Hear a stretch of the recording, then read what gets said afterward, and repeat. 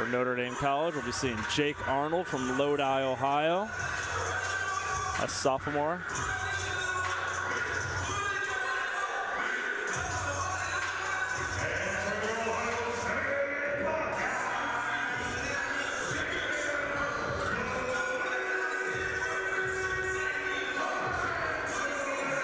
Arnold will be taking on number 14 ranked Malik Heinselman. Heinselman, a native of Castle Rock, Colorado. He's a senior. Heinselman 6-0 so far on the season, perfect record currently. As we get this duel started, Malik right in on a snap down is going to get a go behind for the first takedown of the match.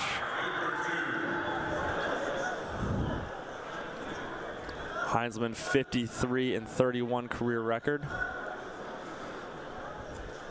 Just recently was announced that he was the Big Ten Wrestler of the Week as he rolls through for a tilt. Referee holding 2, and there's going to be 2 near fall for Heinselman. Heinselman earning the Big Ten Wrestler of the Week honors due to his victory over number 12 Sam Latona of Virginia Tech.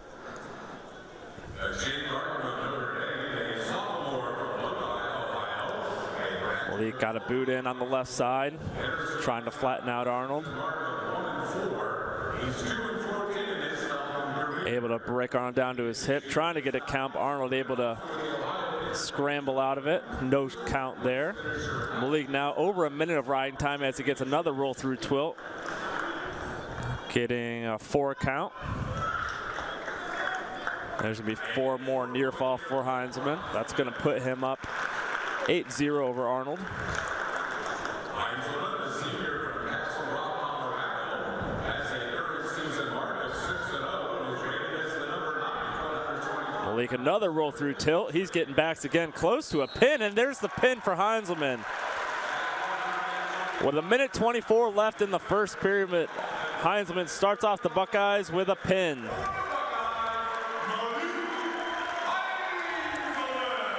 So that's going to put the Buckeyes up 6-0 to start this duel.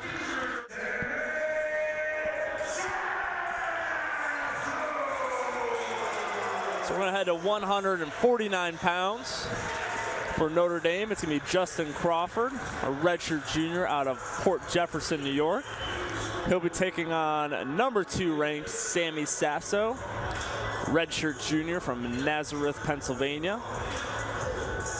Sasso enters this bout 6-0 on the season, returning Big Ten champ and NCAA runner-up,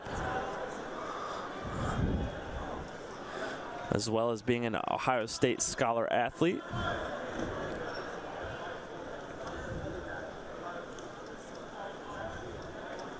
Sasso underhook, right side, trying to pick the leg, goes right back to it.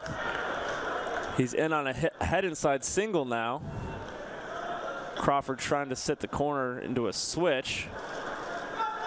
Sasso going to cover for the takedown on the edge of the mat. And it looks like we're going to head out of bounds, get a fresh restart at the middle.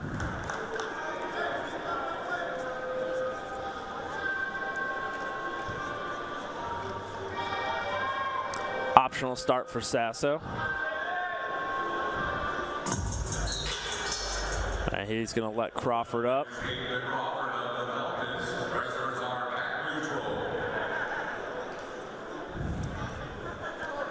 Right underhook from Crawford. Sasso going to transition to a dump.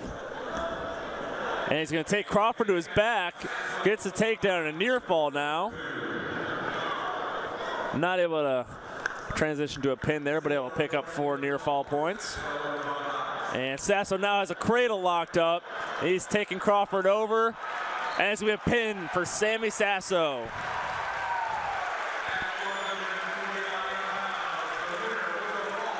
In 1 minute and 11 seconds.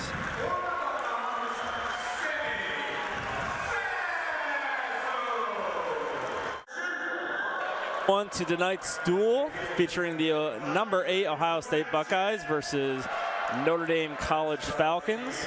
The duel is 26-0 in favor of the Buckeyes as we head into the 165-pound match. I have joining me today Colin Moore, Ohio State wrestling alumnus. Colin, how are we doing tonight? Doing great. Yeah, Buckeyes look really good, so it's fun to see him wrestle. So what have you been up to with your training? I've just been, I took a little bit of time off after World Team Trials, heal my body up a little bit, and then just get back into the swing of things, getting ready for kind of our season, our tournament season.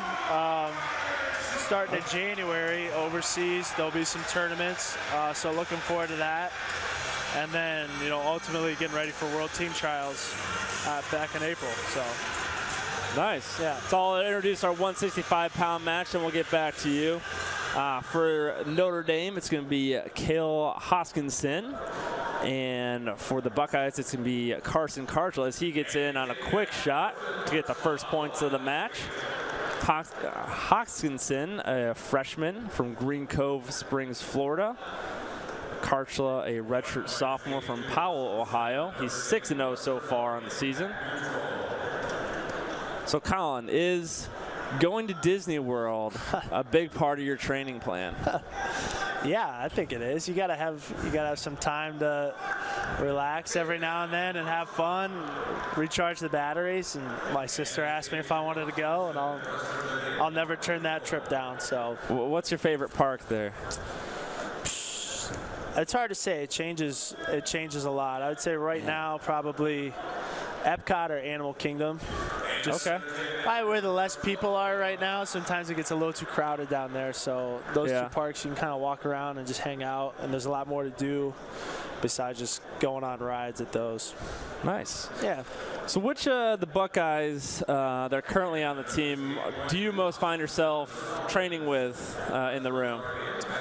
So I wrestle with, obviously, a lot of the bigger guys. I'll wrestle with Hoffman a lot, Tate every now and then. He's a pretty big guy. Yeah. So I pick and choose my battles with him. There's a signature Colin Moore barrel roll right there. I love a good barrel roll dump. Is it just my eyes, or is Tate a little leaner than he was last year? He is. So I don't know if he wants me sharing this, but I would want people sharing this about me. He lost, I think, around maybe 10 or 15 pounds, but he put on 8 pounds of muscle. So every time we do like those DEXA scans, he lost a lot of weight, but put on 8 pounds of muscle. So he's been working really hard to kind of change his body and put on some more strength over the off season. So obviously it's paying off. People are noticing. Yeah, definitely. Kharchla here got a right boot and trying to transition to a bow and arrow, not able to get it. He's got a minute 20 of riding time in his favor. A little over 30 seconds left here in the first. 30 seconds remaining first period. 30 seconds. And he's going to get just a 1 count on that turn. Any insights into Carson Kharchla? And he's just he has such a unique feel from most wrestlers out there, just because obviously his dad was a big wrestler in Russia, so I think that's probably just such a big difference. And what he does extremely well too. So with that unique feel, and he's very proficient at everything, it gives people a lot of trouble. Yeah. Is he too small for you to wrestle with, or have you guys wrestled a little bit? He's a little too small for me right now, especially when he's down to weight at 65. Over the summer, I'll grab him a lot. But I think we wrestled the other day, and he just feels smaller to me, so I try not to, you don't want to put your weight on him and try it. But he's tough. He made me work for everything, and that's about all you can ask for when you're giving up Kharchla's going to 70 pounds. Kharchla's going to start the second period on bottom. He had 2 minutes of riding time at the beginning of the period. Hoskinson able to work that down in his favor now. Kharchla's going to get to his feet. And there's going to be the escapes and extend his lead 9-3. So what are your thoughts on the Ohio State recruiting class? It's crazy. I'm still trying to like wrap my head around it. To get the 1, 2, and 3 recruits in the country is just, it's kind of unheard of. And and I've met them all a couple times. They're all really good kids. I've wrestled with Nick Feldman a lot, and I just, every time I wrestle him, I text Coach Ryan after, and I'm like, this kid is incredible. Like, I'm so excited for him to get in the room, not only for him to be good here, but for me as a training partner. I think it's going to help me a lot. Has he been able to score on you yet? Yeah, I think he's actually got it. He's just he's very, very strong, athletic. He gets to your legs in certain positions. He's very good at sucking those in. So yeah, but yeah, it's incredible to look at those top 3 guys, and then I realized that doesn't include a guy like Seth Schmitt. Yes, exactly. Like yeah, it's an incredible class. Yeah, we even have some depth in there. It's not too top heavy. Yeah. But yeah, I'm excited. I think Coach Ralph, had obviously a really good plan, and recruiting is a lot harder than people realize. There's so much time and effort that goes into it, and to have someone kind of full-time like Ralph that really coordinates all of it, I think has helped out a lot. What do you think, what factors do you attribute to having that prestigious of a recruiting class? I think mostly it's just the people. You have to be relatable to those recruits, and you have to make them feel like this is somewhere that you can spend the next 5 years of your life with, and you're very comfortable. So, and a lot of that is how they connect with the teammates that are currently here. A lot of it is how they will connect with other recruits that you're trying to get. And then a lot of that too, that I think Tom and all the other coaches do a lot, is they build that connection with the parents pretty early on too. So it seems that these commitments kind of snowball sometimes. Yes. Where the big recruits commit, and that kind of gets the next guy to commit, and then the next guy. Yeah, so you're always kind of putting in people's ear like, hey, this kid's looking. I think we're kind of building something here. So I think that was definitely a big factor, because now all these kids are wrestling in national tournaments and they're big on social media, so they all know each other, all the top guys in the country, and they're all buddies. They wrestle on teams together. So once they want to have friends when they go into college, and I think that's a big part of it too. Right. Carson just tried this, and I've seen a lot of guys looking at it. Where's the assassin coming from? I haven't really seen it in years past from the Buckeyes. I have no clue. It kind of came out of nowhere. When I first saw it, the guy who did it the most probably was Ben Darmstadt for Cornell. And it was always a little scary to me because he was in my weight class. And I was like, I really still don't completely understand the move and how it works. It's never been really hit on me. So to me, it's always just like, we'll just circle out in front or the belly. I don't know. But it's easy. It seems to be very effective. Yeah. Carson's pretty good at it. But sometimes you got to – these takedowns kind of break some people. I think what we need to do a little better job of maybe is just making them work up a little bit harder. Something that really breaks people is maybe letting them halfway up, like right here, and then a big mat return, and then letting them up halfway again, and maybe kick them. And just a little psychological warfare out on the mat always helps. Yeah. So we're ahead out of bounds. Kharchla, 21-9 lead. So that's a 12-point lead, 13 with riding time. So he's going to need a takedown here to get the tech. And he's in on a shot. And there's going to be the 2 with just about a second left. And that's going to be enough for a technical fall with the riding point for Ohio State's Carson Kharchla. A 24-9 victory. That's going to take the Buckeye lead now to 31-0. Schmitt, a sophomore from Imperial Beach, California. And Smith, a redshirt senior from Latrobe, Pennsylvania. Going to have to be sure to enunciate in this match with Schmitt and Smith as Smith gets in on a takedown. about 5 seconds into the match. Now a guy like Schmitt, is he big enough for you to wrestle in the room? Yeah, I will. I wrestle Grundy a lot, especially in the summer. He was actually a big training partner for me leading up to World Team Trials. Just because around that time, a lot of guys go home, and he actually stayed back for me, him and Hoffman, so I was really grateful for that. But right now, like I said, they're kind of down to their college weight, and they're getting ready for, you wrestle every weekend like this, or twice a weekend, it takes a lot on your body, and you probably don't want a 220-pound kid pulling on your head for, not just a kid. Yeah, might be underselling it, but yeah, one thing I noticed from him, just year to year, he seems to get the timing of his low single just better and better. Yeah, I think a lot of that stems from the hand fight too. You just learn the hand fight just a little bit better. Lights are going out. Huh. Someone must be leaning up against the wall somewhere, I think. Not sure that was intentional. Wrestling will continue, though. It's a little lighter in the room than it looks on the screen. Lights are back on. There we go. Have a Super Bowl moment there. Yeah.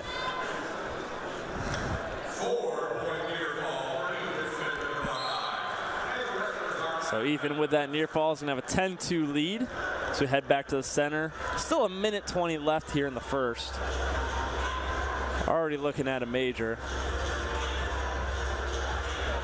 Yeah, it's nice to see. They put a lot of emphasis on top and bottom this preseason, so it's really good to see them getting some turns on top and back points. It's there we saw that fake. Big area of wrestling we need to improve on as a team.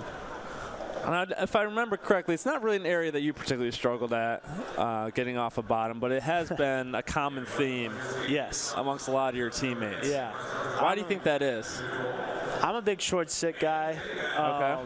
That's what I've always preached in the room. I'm trying to get other guys on that train.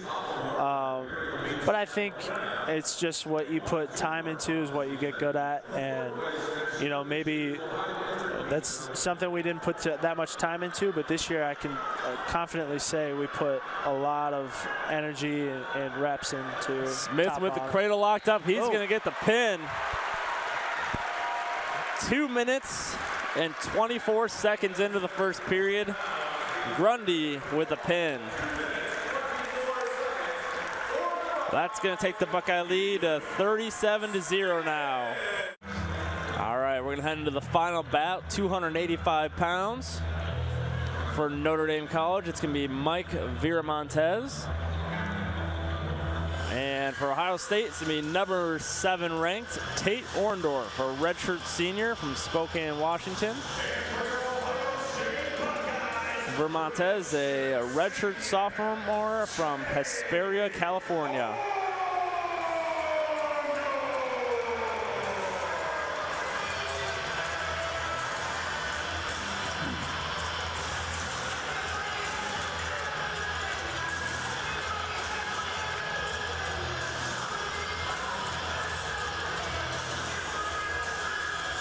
So as you were saying earlier, Orndorff a little smaller but stronger, a little more lean. Yes. So how can that be an advantage for someone as a heavyweight where guys can be as big as 285 pounds? Yeah, I think you might have a little less extra weight on you. So you kind of gain a little bit of quickness out of it. But you also you gain some muscle to keep that strength to lift those big guys and push them around like he's doing right now. I mean, you can clearly make it work. I think Snyder was a testament to that, weighing in like 220, 225. I think you saw a big trend kind of maybe started by Mike McMullen at Northwestern. The athletic heavyweight. Yeah, the smaller athletic heavyweight. Honestly, I might go back to Tommy Rollins. Tommy is a huge guy, but he's extremely athletic. He used to pick me up from my dorm my freshman year. And friend at like 5:30 in the morning, and we used to wrestle for like an hour, like twice a week. Oh, wow. And he's very athletic for how big he is. It's crazy. Looks like they're going to take another look at this takedown. If I had to guess, the call on the mat was a takedown. I think they're going to wave it off. I believe so. Yeah, and they do. No takedown. Foot was getting dragged out, so.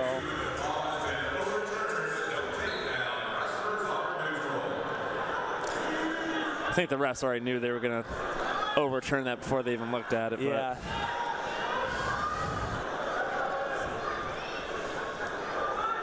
Orndorff trying to force some upper body. It's a really nice shot.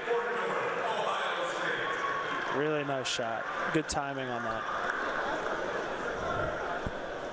Viramontes of Notre Dame, a redshirt sophomore from Hesperia, California, a graduate of Hesperia High School, enters tonight's matchup with a 2-4 record. That's a career record of 41. Yeah, it's been cool to see Tate progress here at Ohio State. Coming in, he's worked really hard, got his black shirt. Starting to be a little more vocal leader on the team, so it's been cool to watch. Tate looking like he wants a pin here. Gotta get a little deeper on the arm, get his chest back a little bit more towards that left side. And it's going to turn into an escape to Viramontes, and they're going to go out of bounds. So it's going to be a stall call against Viramontes for backing out. 2-1 lead for Orndorff. 50 seconds left in the first. He was able to accumulate 52 seconds of riding time.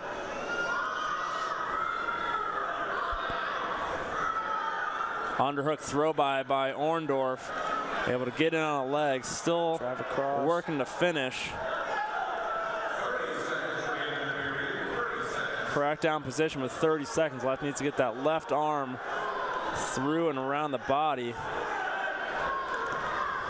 Now coming out the back door. Careful with those knees. Viramontes trying to kick his foot free. And we're going to get a stalemate. Might have wanted to see that one play out a little longer, but. Yeah, I think you could have. We've got to restart with 13 seconds left.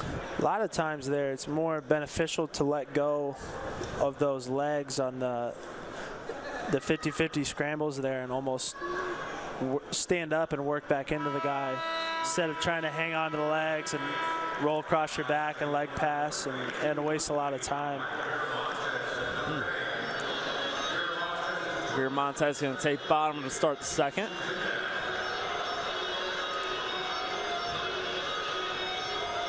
And Orndorff's going to go right to neutral.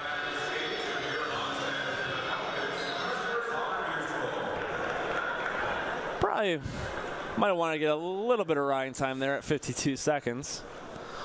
Yeah, even the riding time, I think in high school I would do neutral start if I wanted to kick somebody, but I think in college a lot of times I would always go optional. This you can push on their head a little bit on the way up, and you're still making them work to get that escape a little bit. And you get a couple seconds of riding time for basically doing nothing. Yeah.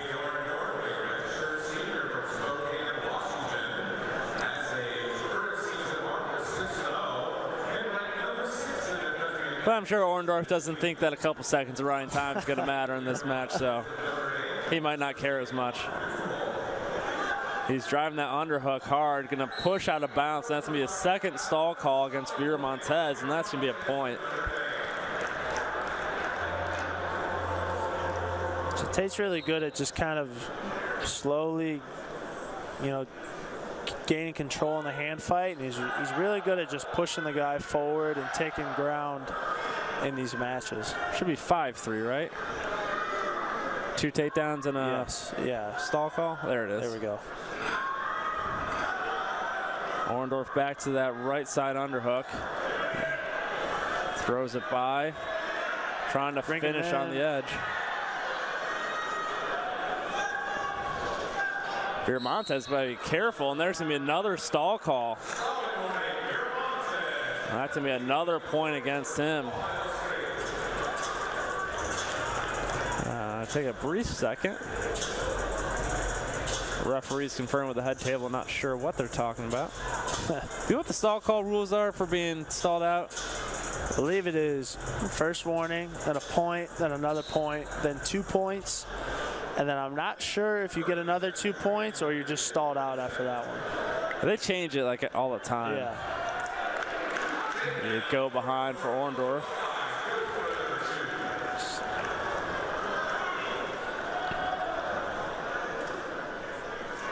So I don't know if you know the answer to this question. How does Ohio State have 4 coaches? Because my understanding is neither Bo or Logan are volunteers. Am I correct? I believe Logan is the volunteer. Logan's volunteer? I should probably know this. I believe Logan's a volunteer. And Logan's still the RTC head coach, right? Yeah.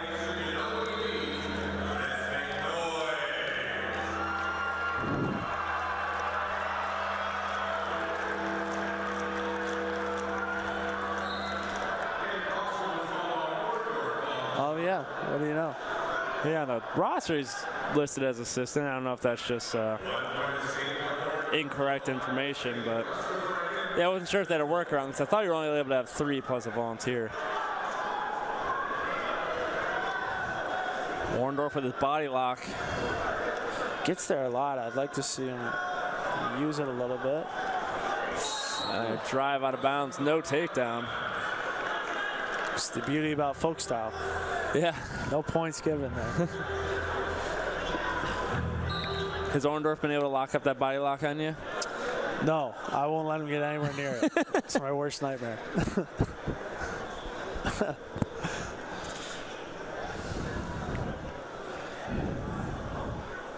Minute 15 left in the third period.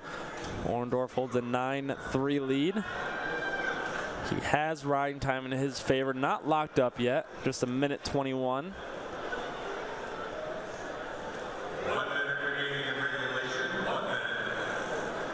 Orndorff going to need at least one more point if he wants the major.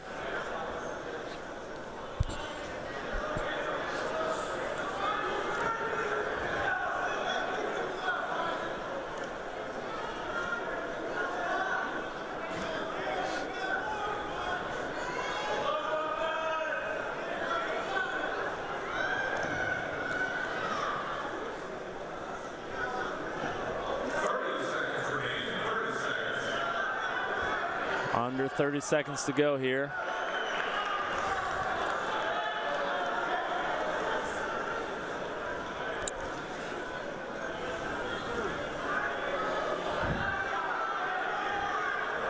Orndorff, deep shot, not able to get a grip though.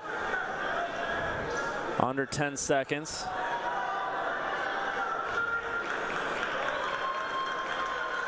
Orndorff trying to get a quick go behind, and there's going to be 2 awarded.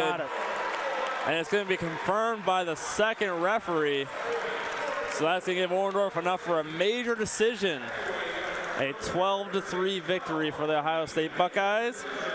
And that's going to put the Buckeyes up 51-0 over the Notre Dame College Falcons. And that's going to do it for the duel tonight.